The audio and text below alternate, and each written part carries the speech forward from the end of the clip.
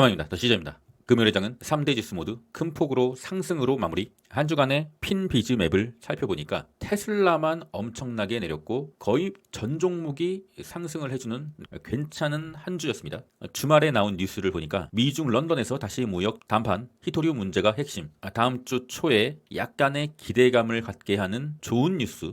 그러나 무역談判이 잘못되면은 또 당연히 내리겠죠. 그리고 트럼프, 머스크 대가를 치를 수도. 머스크 엑스트윗 일부 삭제. 도대체가 이 트럼프는 진짜 바쁘게 사는 사람인 것 같습니다. 일도 많이 하고 관세도 막 수시로 때리고 SNS도 거의 실시간으로 계속하고. SNS는 인생의 낭비라니까요.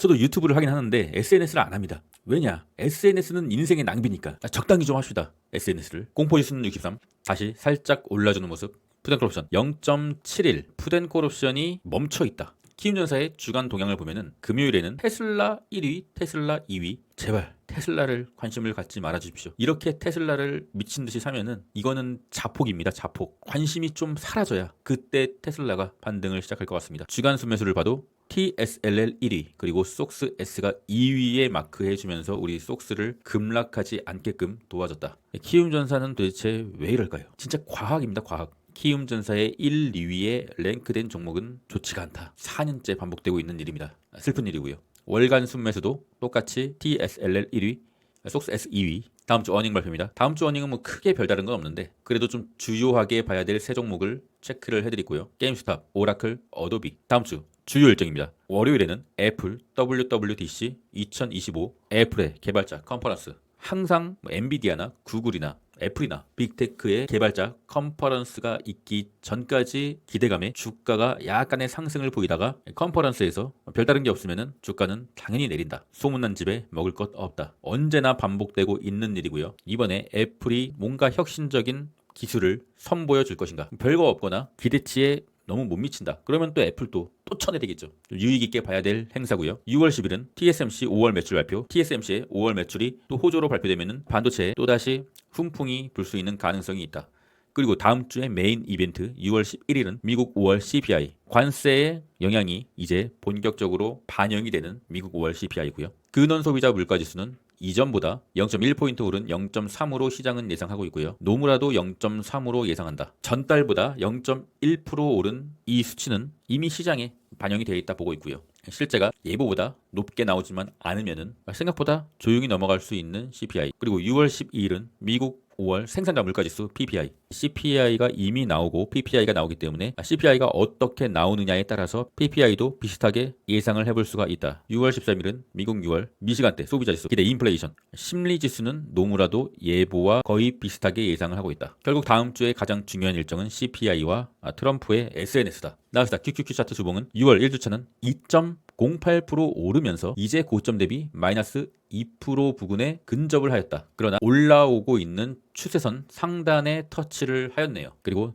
추세의 하단 지지를 이은 파란색 선 쐐기 삼각수렴의 형태를 보이고 있다. 그 쐐기 삼각수렴의 형태에 이제 남은 기간이 얼마 없다. 어떠한 방향을 결정해야 될 차례인데 갈 곳이 많이 남아 있지 않다. 이제는 어떠한 일이 일어날 것 같습니다. 신고가를 돌파하든가 아니면 조정이 오든가 결정하겠죠. 19년 미중 관세 전쟁의 차트입니다. 현재와 가장 비슷한 패턴의 차트고요. 이때도 관세 전쟁이 시작되고 쭉 내리다가 V자로 쭉 반등. 그리고 결국에는 RSI 엄청난 과매수의 상태를 보여주고 큰 조정. 결국에는 언젠가는 조정은 한번 올 건데 전고점을 뚫어주고 올 것이냐 아니면 뚫어주기 전에 올 것이냐. 다음 주 굉장히 중요한 한 주입니다. 언제든 대응을 할 준비를 하고 있어야 된다. 그 대응에 대해서 나스닥 위기 대응 시나리오 멤버십 영상 정말 오랜만에 한번 올려드렸습니다. 멤버십 여러분들은 참고해 주시고요.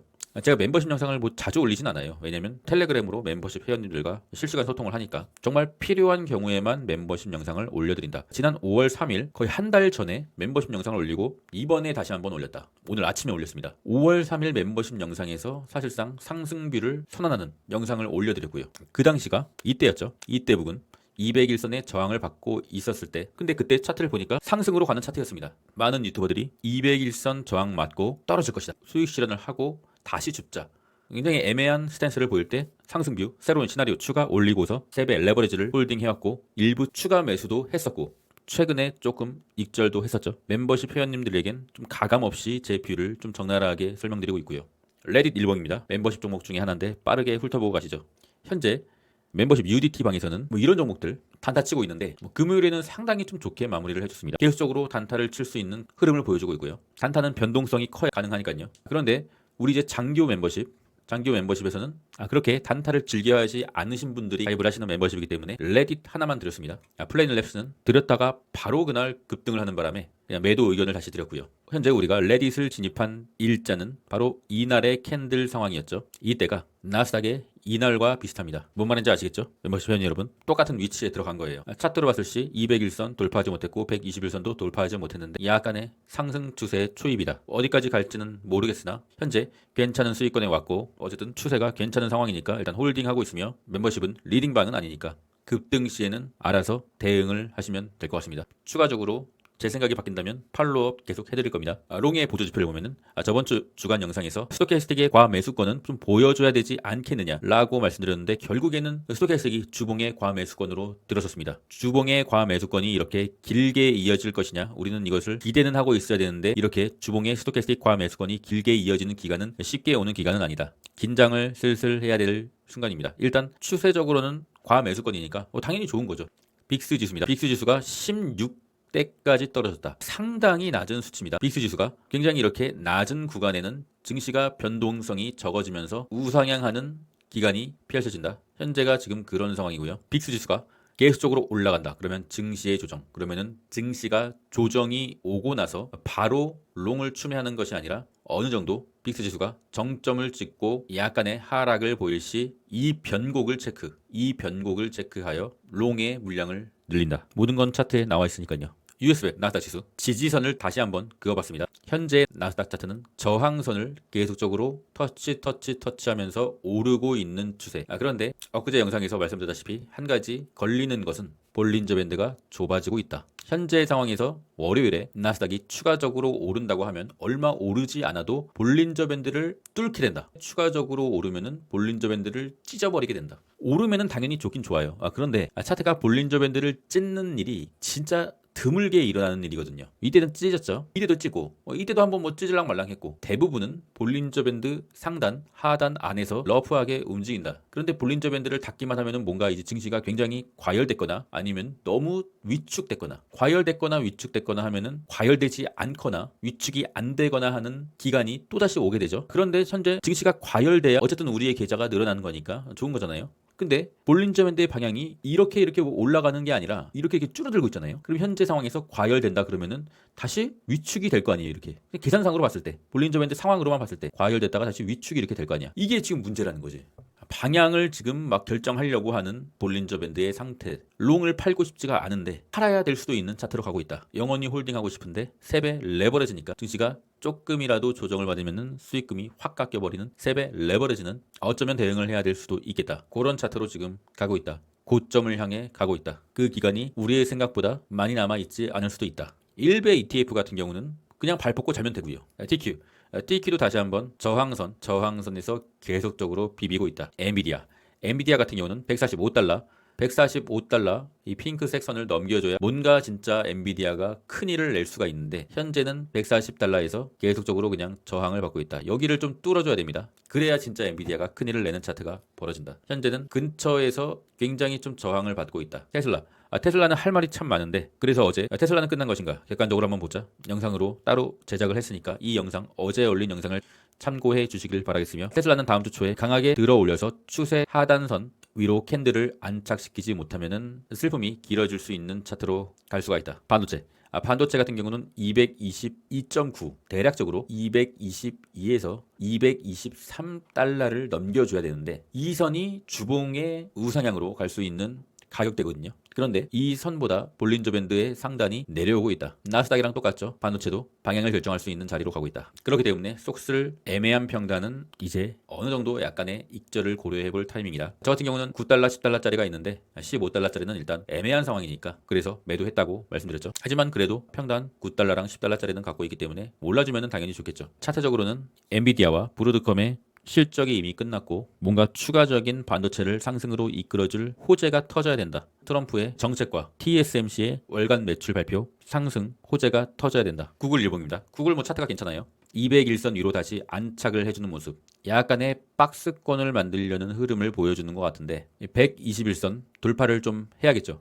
구글 저는 갖고 있고 GGLL도 갖고 있고 홀딩 중입니다. 애플이 이제 WWDC 개발자 컨퍼런스를 하루 앞두고 있는데 파란색 음영의 채널에서 계속적으로 횡보를 하고 있다. 그런데 억지로 빨간색 저항선을 한번 그어봤는데 이 저항선 위로 약간의 좀 위로 살짝 미세하게 올라주는 캔들이 떴다. 사실상 금요일에 살짝 오른 거는 대형 이벤트를 앞두고 올랐다고 볼 수가 있으며 대형 이벤트에서 별 볼 일 없으면 또 내리겠죠. 또 이렇게 쳐갈 겁니다.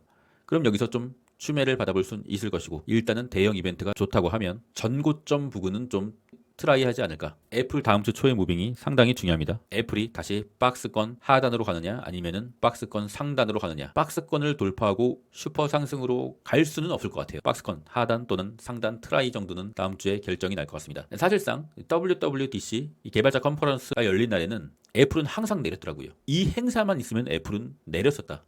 그런데 작년 24년 때만 애플이 이렇게 좀 급등을 해줬다. 굉장히 좀 희박한 확률로 24년만 애플이 올랐었다. 이런 일이 굉장히 좀 희박한 확률인데 올해 좀 애플만 제일 못 가고 있기 때문에 올해 가격이 낮으니까 다시 한번 이런 일이 일어나줬으면 좋겠네요. 스파이 1번입니다. 스파이 양호하게 캔들을 마무리 시켰고요. 불주 오랜만에 보겠습니다. 불주 현재 멤버십 회원님들과 함께 소액 사서 아직 팔지 않았기 때문에 갖고 있는 분들은 수익률은 한 88% 정도 되고 있고 증시의 방향대로 불주도 결정해야겠죠. 숏의 보조지표. 숏이 스토캐스틱의 과매도권을 끝내고 이제 약간의 좀 반등을 해주나 싶었더니 다시 과매도권으로 가고 있다. 다시 과매도권으로 가고 있는데 이 우물이 이제 마지막 우물이 되지 않을까. 저는 그렇게 조금 보고 있습니다. 마지막 우물이라는 게 무엇이냐. 이번 과매도 기간을 끝내면은 이제 숏도 살려줄 때가 됐다. 키움전사의 스매수는 TMF가 좀 오랜만에 올라와주는 모습. 최근에 TMF가 잘 나갔었잖아요. 요 며칠간 한 일주 정도. 그런데 키움전사의 ETF 수매수의 TMF가 상위권에 랭크된 금요일에 또다시 큰 폭으로 내렸다. 키움전사는 도대체 왜 이럴까? 항상 인간 지표를 체크할 수 있게 도와주셔서 감사드립니다. 코인의 공보지수는 62, 코인베이스 1번입니다. 정말 지쳐가네요. 코인베이스 수익률이 꽤 되긴 하는데 많이 지쳤다. 빨리 이별하고 싶은 마음뿐입니다. 현재는 이 중단선 이탈하고 저항을 또 받고 또다시 내려주는 모습. 이제 이 중단선의 저항을 다시 돌파하려면 또 많은 시간이 걸릴 것 같은 불길한 예감이 들고요. 전체적으로는 박스권이긴 한데 이 박스권을 이탈을 하면은 좀 무서운 일이 벌어질 것 같은 그런 느낌도 드니까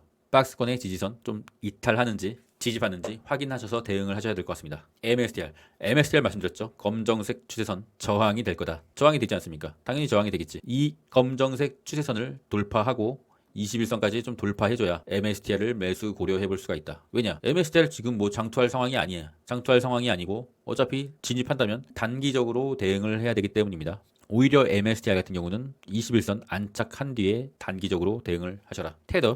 테더의 차트가 지금 파란색 선 위에 계속적으로 있습니다. 코인은 약간의 좀 좋지 않은 상황에 놓여져 있고요. 빨간색 지지선을 살짝 그어봤는데 이 빨간색 지지선을 계속적으로 좀 지지를 해주면서 테더가 오르고 있다.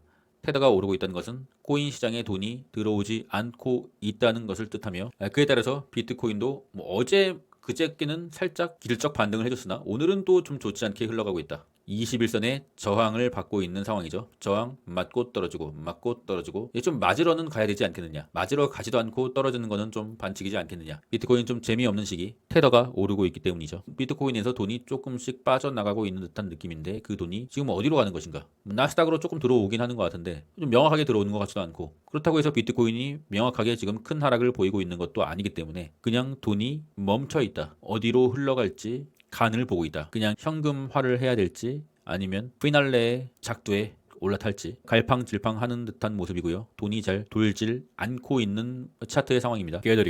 게더리움은 다행히 지지선을 이탈해줬다가 바로 살려주는 모습. 그러니까 테슬라 차트가 지금 현재 이런 상황이라고 보시면 돼요. 이런 상황. 지지선을 이탈한 상황이라고 보시면 됩니다. 이탈하고 이제 쫙 밀릴 수도 있는 상황이라고 보시면 되죠. 그런데 게더리움처럼 다시금 바로 지지선으로 복귀를 해주면은 추가적으로 하루 더 수급이 들어올 수 있다. 게더리움 같은 경우는 위기를 딛고서 약간 목숨을 연장시켰다. 올라가고 있는 하단 추세선, 파란색 선, 그리고 빨간색 지지선 곧 만나러 가게 되겠죠. 방향을 결정할 자리. 그 방향대로 게더리움을 처분하든가 홀딩하든가 결정해야겠죠. 더시어스 멤버십에 새롭게 가입해 주신 분들 항상 감사드리고요. 최선을 한번 다해보도록 하겠습니다. 멤버십에 관심 있으신 분들은 고정 댓글 링크를 확인해 주시고요. 차트의 변곡의 자리에서 누구보다 빨리 말씀드리고 있으며 매일매일이 전쟁터인 이 주식시장에서 최선의 대응과 선택을 할 수 있도록 말씀드리고 있습니다. 최근에 UDT 단타의 수익률은 상당히 좀 괜찮은 편인 것 같습니다. 나스닥 연봉이 양전이 됐습니다. 그러면서 이 짤을 다시 한번 가져오게 됐는데 S&P 리턴 25년은 10%에서 20% 레인지의 상승률로 마감하게 될 것이다. 상당히 좀 지금 상태에 봤을 때는 좀 긍정적으로 이 표는 예상하고 있네요. 참고하시고요. 다음 주는 나스닥이 신고가를 뚫느냐 아니면 맞고 떨어지느냐 굉장히 좀 중요한 한 주가 될 것 같습니다. 그럼 전 끝까지 했습니다. 이상입니다.